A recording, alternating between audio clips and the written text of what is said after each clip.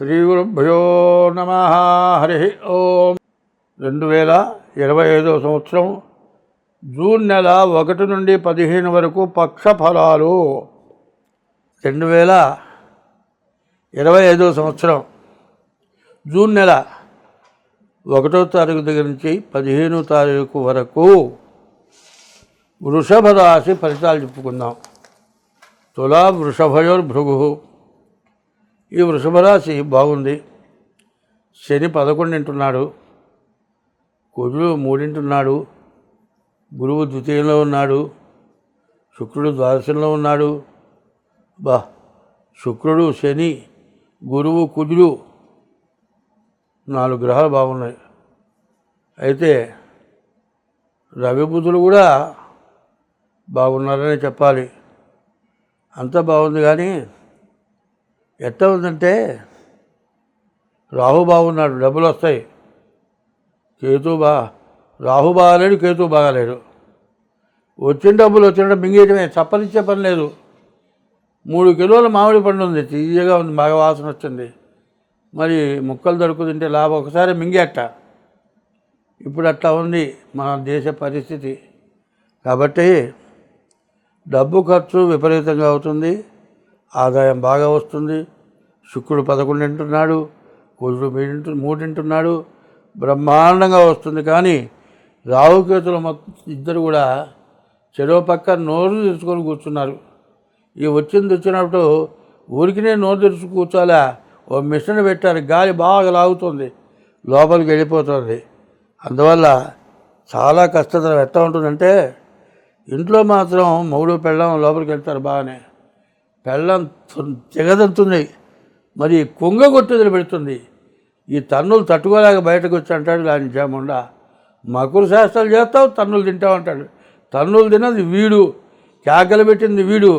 బయటకు వచ్చి అంటాడు, మకురు శాస్త్రాలు చేయటం ఎందుకు, చూడండి ఇట్లా తన్నులు తింటుంది ఇది అంటాడు.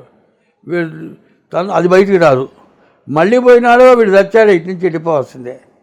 ఇప్పుడు మన పరిస్థితి అట్లా ఉంది.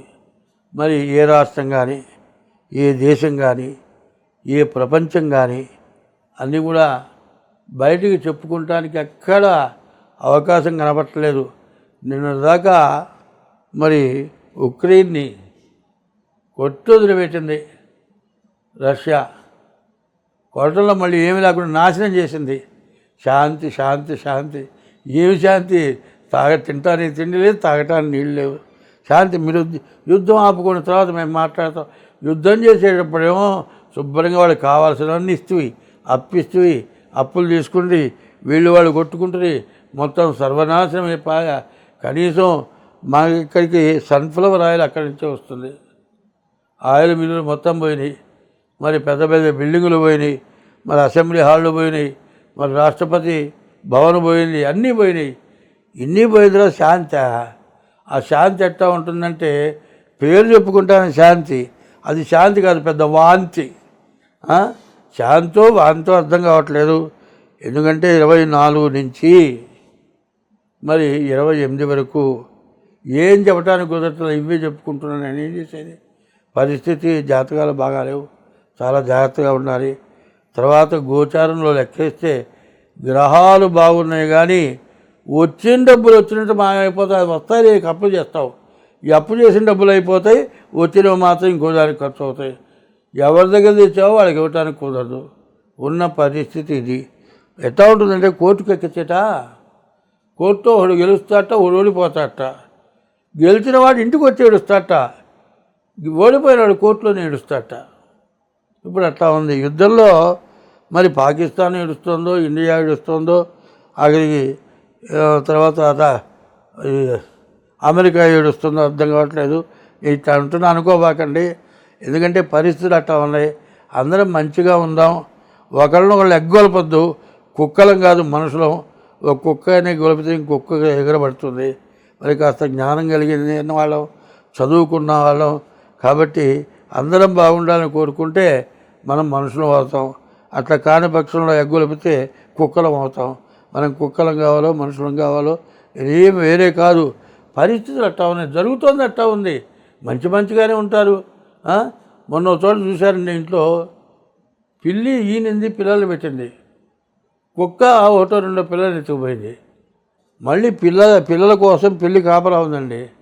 కుక్క వస్తుంది, సరిగ్గా 3 అడుగుల ఎత్తున ఎగిరి 8 అడుగుల ఎత్తు వెళ్ళిపోయి పిల్లి కుక్కని మొహం పీకి వదిలిపెట్టింది. పిల్లి అంటే పిల్లి పులవుతుందిట. గొడవలు జరిగితే పిల్లి పులవుతుంది. భారతదేశం పులే, పిల్లి మాత్రం కాదు. కాబట్టి అందరం బాగుందాం. ఇక్కడ సిక్కులు ఉన్నారు, ముస్లిమ్స్ ఉన్నారు, హిందువులు ఉన్నారు, క్రిస్టియన్స్ ఉన్నారు, అరబ్బీస్ ఉన్నారు, ఏమండి మహారాష్ట్ర వాళ్ళు ఉన్నారు, మరి కర్ణాటక వాళ్ళు ఉన్నారు. అన్ని రాష్ట్రాల వాళ్ళు ఉద్యోగం చేస్తున్నారు. కొన్ని అరబ్బీస్ దేశాల్లో ఒక హిందూ బతకాలంటే చాలా కష్టం. పాకిస్తాన్లో అమ్మవారు, శారదా అమ్మవారి గుడి, అది శంకరస్వాముల వారు ప్రతిష్ఠించిన గుడి. అక్కడ హిందువులు ఉన్నారు.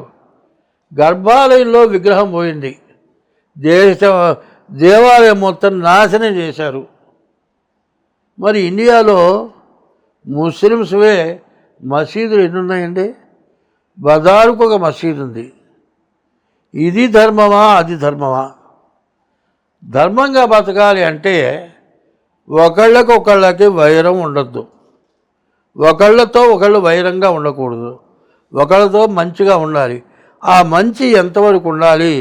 తల్లితో ఎట్లా ఉండాలో తల్లితో ఉన్నట్లు ఉండాలి. 60 ఏళ్ళ వాడు పోయి 20 ఏళ్ళ పిల్లవాడు పోయి 80 ఏళ్ళ ఆమెను పెళ్లి చేసుకున్నాడు. ఈ మధ్య యూట్యూబ్లో వచ్చింది. ఆమెకు మూడెందుకు, వీడికి పెళ్ళాం ఎందుకు? ఎక్కడి దాకా వద్దు. కనీసం కుక్క పిల్లలు ఉన్నాయి, ఒకటే సైజు కుక్క పిల్లలు కలిసి తిరుగుతాయి. మరి బాగా ఎద్దులాగా ఉండే మగపిల్లితో చిన్న పిల్లి తిరగదు. దానికి తగిన యుక్త వయస్సు వచ్చిన తర్వాత ఆ పిల్లి కూడా ఆడపిల్ల అయితే ఆ మగపిల్ల ఎమ్మడబడుతుంది. ఇప్పుడు అదే మగపిల్లి అప్పుడప్పుడు పుట్టిన పిల్ల ఎమ్మడబడుతుందా? ఆ పిల్లి కన్నా, కుక్క కన్నా, పంది కన్నా మనం నీచాన్ని దిగుతున్నామో చూసుకోండి. అంతకుముందు ఎవరో మరి కోతులతో సంభోగం చేశారని కొన్ని వచ్చినాయి. ఆ కోతుల కంటే కుక్కల కంటే మన జనం పాడైపోతున్నారు. అట్లా పాడు కావద్దు. మరి ఎయిడ్స్ రోగాలు ఊరికినే వచ్చినాయా? క్యాన్సర్ ఊరికినే వస్తుందా? ఇదంతా తినే తిండి, తిరిగే తిరుగుడు, దీనివల్ల నాశనం అయిపోయి దానివల్ల జనాలకి అంటుకొని భ్రష్టత్వం పడుతున్నాం. ఎవరికి వాళ్ళు నిఖాసుగా ఉందాం. నేను చెప్పబోయేది అది. ఎవరికి వాళ్ళు నేను తప్పు చేయను అనుకుంటే, తప్పు చేసేవాడు ఎవరైనా ఉంటాడా? తప్పు చేసేవాడు ఉండడు. ఇంత మొత్తుకుండేది ఏంటంటే మిమ్మల్ని అన్నీ వీడోడు ఈ ముసలోడు నన్ను విమర్శించేవాడా అని అనుకోవద్దు. అనుకున్నా నేను చేయగలిగింది ఏం లేదు. ఇప్పుడు ఏ వయసు వాళ్ళు ఆ వయసుగా ఉండండి.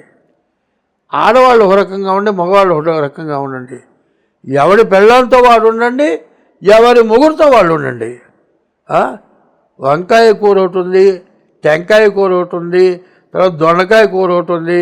దొండకాయ వంకాయ అవుతుందా? వంకాయ టెంకాయ అవుతుందా? టెంకాయ కొబ్బరికాయ అవుతుందా? కాకరకాయ అవుతుందా?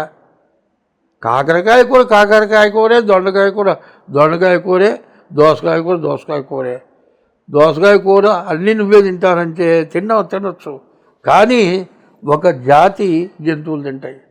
కుక్కకి అన్నం పెడతారండి విస్తరేసి, బాగా పంచపక్ష పరమాన్నాలు వేసి అన్నం పెడతారు.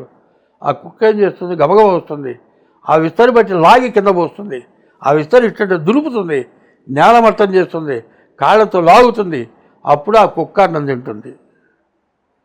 అంటే నీవు కాక పరాయి స్త్రీ ఇట్లా చేస్తావా?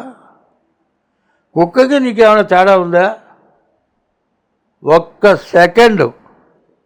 ఎందుకంటే ఆ స్త్రీ వ్యామోహం ఒక 5 నిమిషాలు 10 నిమిషాలు. ఆ 10 నిమిషాల్లో నువ్వు చేసిన తప్పుకి సీసీ కెమెరాల్లో దొరికి జీవిత ఖైదు పొంది అవస్థపడుతున్నారు. ప్రభుత్వం తేలిగ్గా లేదు, ఇళ్ళు తేలిగ్గా లేవు. ఇళ్లల్లో కూడా సీసీ కెమెరాలు ఉంటున్నాయి. కానీ ఎవరు చూడలేదనుకొని పిల్లి కళ్ళు మూసుకొని పాలు తాగినట్టు మనం కూడా అట్లా చేస్తున్నాం. ఇది అన్ని రాసులకు కూడా వేయండి, అన్ని రాసుల వాళ్ళకు కూడా ఈ చెప్పింది వేయటం మంచిది. ఎందుకంటే ఎవరు ఉండాల్సిన వాళ్ళు ఆ విధంగా వాళ్ళు ఉన్నాం. ఎందుకంటే ఒక్క మగవాడు సంపాదిస్తే ఇల్లు తిరగదు, ఆడమనిషి కూడా సంపాదిస్తేనే ఇల్లు తిరుగుతుంది. ఈ ఆడమనిషి మగ మనిషి ఒక్కచోట ఉద్యోగం చేయడానికి కుదురుతుందా? కుదరదు. మరి అక్కడ మగవాళ్ళు కొంతమంది ఉంటారు, ఇక్కడ మగవాళ్ళు కొంతమంది ఉంటారు. ఈయన్ని చూసి ఆమె ముడబడి, ఆమెను చూసి ఈయన ముడబడి, కన్న పిల్లలు వదిలిపెట్టి, తల్లిదండ్రులను వదిలిపెట్టి, ఇల్లు వాకిలు వదిలిపెట్టి, ప్రేమపుత్రులం మనం ఎవరేమన్నా ఇక వినం అని ఎగిరి, ప్రేమ పక్షులుంటాయి వీళ్ళు. ఈ పక్షులు ఏమైపోతాయి తెలుసా? చివరికి రెక్కలు పోయి నాశనం అయిపోతున్నాయి. కాబట్టి ఎవరితో ఎట్లా ఉండాలి అని మీరు తెలుసుకుంటే, వాళ్ళు తెలుసుకున్న వాళ్ళు ఉన్నారు. బజారు కాలువలు బాగు చేస్తున్నారండి వాళ్ళ పిల్లలు డాక్టర్లు. ఇళ్లలో పోయి అంటూ పాచి పనులు చేస్తున్నారు వాళ్ళ పిల్లలు ఎస్పీలు. మనం చదువుకొని ఏం చేస్తున్నాం? మన ఇంట్లో పనిచేసే పిల్లలను వదిలిపెట్టి పనిచేసే పిల్ల ముడబడుతున్నాడు వీడు. నీ ఐశ్వర్యానికి ఏమిటి విలువ? నిజంగా వాళ్ళు భార్యాభర్తలు, మొగుడేమో ఆటో వేస్తాడు, పెళ్ళం ఇళ్ళ పోయి గిన్నెలు దూవుతుంది. శుభ్రంగా మొగుడు పెళ్ళం సంపాదిస్తారు, పిల్లల్ని చదివిస్తున్నారు. లేబర్ అంటే లేబర్ వాళ్ళు కాదు, అసలు మనం లేబరం. వాళ్ళు కష్టపడి పిల్లల్ని పెంచి పెద్దవాళ్ళు చేసి వాళ్ళు ఆనందంగా, మనకు అమ్మాయి చెబుతుంది, నేను కలెక్టర్ చేశా, మా అమ్మ నాయన కష్టపడ్డారు. ఒక అమ్మాయి కలెక్టర్ అయితే తండ్రి ఆ ఏరియాలో ప్యూరు, కలెక్టర్గా పోయింది. ఆ అమ్మాయి తండ్రి అని ఎవరికి తెలియదు. ఆ తండ్రి సంతోషపడుతున్నాడు, ఈ పిల్ల ఏడుస్తుంది, మా నాన్న నా దగ్గర ప్యూనుగా చేయటమా అంటే. తండ్రి ఎట్టా సంతోషపడతాడంటే, పిల్లలు కాళ్ళైనా బిసుకుతాడు, పిల్లల్ని ఎత్తుకొని మోస్తాడు, తిరుగుతాడు. ఆ తండ్రి నా కూతురు కలెక్టర్ అయిందని ఆనందపడతాడు. మంచి పిల్ల ఏం చేస్తుంది కదా, నాన్న నువ్వు ఈ పని చేయటం వద్దు నాన్న, నేను కలెక్టర్ని అయినాను, నువ్వు రెస్ట్ తీసుకో నాన్న అంటే, ఆ తండ్రి ఏమంటున్నాడమ్మా, నేను కష్టపడి